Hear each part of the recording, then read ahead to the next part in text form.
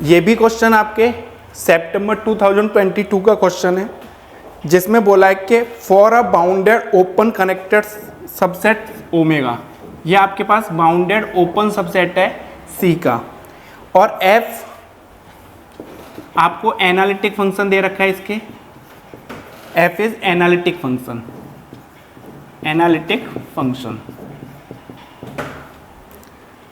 Z के एक sequence है डिस्टिंक्ट कॉम्प्लेक्स नंबर, जेड के हमारे पास एक सीक्वेंस गिवन है जिसके जो नंबर ऑफ टर्म्स हैं यानी कि Z1, Z2, Z3 वो किसको बिलोंग कर रहे हैं, ओमेगा को। तो z k belongs to omega for all k is greater than equals to 1, ठीक है। और जो मेरे पास जेड के सीक्वेंस है वो किस पे कन्वर्ज हो रही है, Z0 पे हो रही है। और आपके पास गिवन इंफॉर्मेशन है एफ ऑफ जेड के इक्वल्स टू 0 फॉर ऑल के ग्रेटर देन इक्वल्स टू 1, ये आपके पास गिवन इंफॉर्मेशन है।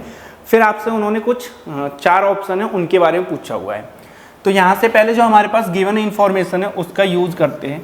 तो उससे पहले मैं आपको आइडेंटिटी थ्योरम के बारे में बताना चाहता हूँ कि अगर हमारे पास डी कोई भी डोमेन है open subset of C, domain हमेशा ओपन एंड कनेक्टेड होता है। तो एफ अगर डी से सी पे हमारे पास कोई भी फंक्शन है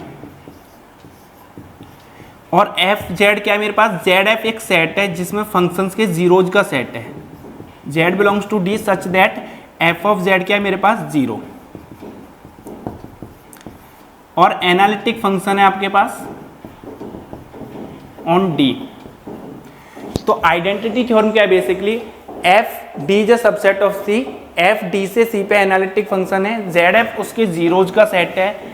तो जो जीरोज के सेट का जो लिमिट पॉइंट है यानी कि ड्राइव्ड सेट है, इंटरसेक्शन डी के साथ नॉन एम्प्टी रहता है, यानी कि zeros of F has a limit point in D, this implies function is identically 0। तो फंक्शन क्या है आपके पास, आइडेंटिकली 0 हो जाता है। अब देखिए हमारे पास एफ एनालिटिक फंक्शन है डोमेन ओमेगा, और आपके पास जेड के एक सीक्वेंस है जिसके टर्म्स कहाँ से आ रहे हैं, ओमेगा से, और एफ ऑफ जेड के इक्वल्स टू 0, यानी कि Z1 Z2 जो सीक्वेंस के टर्म है उस पर फंक्शन क्या है मेरे पास 0 है। तो फंक्शन के एनालिटिक फंक्शंस के जीरोज का सेट क्या बनेगा, वो सीक्वेंस बनेगी जेड के। अब यहाँ पे देखिए जेड के किस पे कन्वर्ज कर रही है, Z0 पे, तो Z0 उसका क्या होगा, उस सीक्वेंस का लिमिट पॉइंट होगा। यानी कि बेसिकली आपको एफ क्या है, एनालिटिक फंक्शंस के जीरोज का जो सेट का लिमिट पॉइंट है वो क्या है, Z0, क्योंकि जेड फंक्शंस के जीरोज का सेट क्या बन रही है, वो सीक्वेंस बन रही है, और सीक्वेंस का लिमिट पॉइंट क्या है, Z0। अब यहाँ से आप Z0 यहाँ से आप इंप्लाई कर पाएंगे कि if Z0 belongs to omega, हो सकता है कि Z0 इसका मेंबर हो डोमेन का, हो नहीं भी हो सकता। तो अगर Z0 ओमेगा का मेंबर हुआ यानी कि डोमेन का मेंबर हुआ, तो बाय आइडेंटिटी थ्योरम आप इंप्लाई कर पाएंगे कि फंक्शन इज आइडेंटिकली 0। ये अभी तक आपने कंक्लूजन निकाला गिवन इंफॉर्मेशन से। ऑप्शंस पढ़ते हैं। तो फर्स्ट ऑप्शन है जैसे कि if F is non zero, F आपको नॉन जीरो फंक्शन है, तो एफ नॉन जीरो फंक्शन है तो इसका मतलब फंक्शन आइडेंटिकली 0 नहीं है। फंक्शन आइडेंटिकली 0 नहीं है तो Z0 किसका मेंबर नहीं होगा, आपके डोमेन का मेंबर नहीं होगा, दैट इज ओमेगा का मेंबर नहीं होगा। तो वो किसका मेंबर होगा, बाउंड्री का मेंबर होगा, क्योंकि अगर बाउंड्री का मेंबर नहीं हुआ, बाहर का मेंबर हुआ, तो Z के कन्वर्ज कर रही है Z0 पे, तो उसके कुछ टर्म भी बाहर चले जाएंगे। बट Z के जो सीक्वेंस आपका उसका हर मेंबर डोमेन का मेंबर है, तो Z0 को किसका मेंबर होना पड़ेगा, बाउंड्री का मेंबर होना पड़ेगा। तो first option is true. Second कहना है कि there exist R greater than 0 such that F Z equals to 0 for every Z belongs to omega satisfying Z minus Z0 is less than R. That is अगर हमारे पास कोई भी suppose कीजिए ये domain है, तो वो बेसिकली पूछ रहे हैं कि Z0 के अराउंड कोई भी आप डिस्क बनाइए, there exist R greater than 0, जिसके अराउंड आप कोई भी डिस्क बना रहे हैं उसके लिए फंक्शन थ्रू आउट क्या है, 0।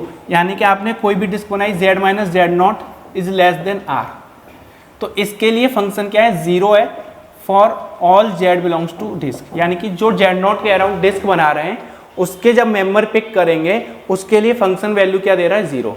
तो ये फॉल्स हो जाएगा। क्यों, अगर Z0 ओमेगा का मेंबर हुआ तब तो आपको एक R मिल जाएगा, बट अगर ओमेगा हमारे पास बाउंड्री का मेंबर हुआ, जैसे सपोज कीजिए ये है हमारे पास, अगर ये बाउंड्री का मेंबर हुआ Z0, तो इसके अराउंड डिस्क मिलेगी जिसमें फंक्शन हो सकता है बहुत सारे पॉइंट्स पे नॉन जीरो हो। तो हमें एक ऐसा एग्जांपल कंस्ट्रक्ट करना है जिसमें z0 बाउंड्री का पॉइंट हो।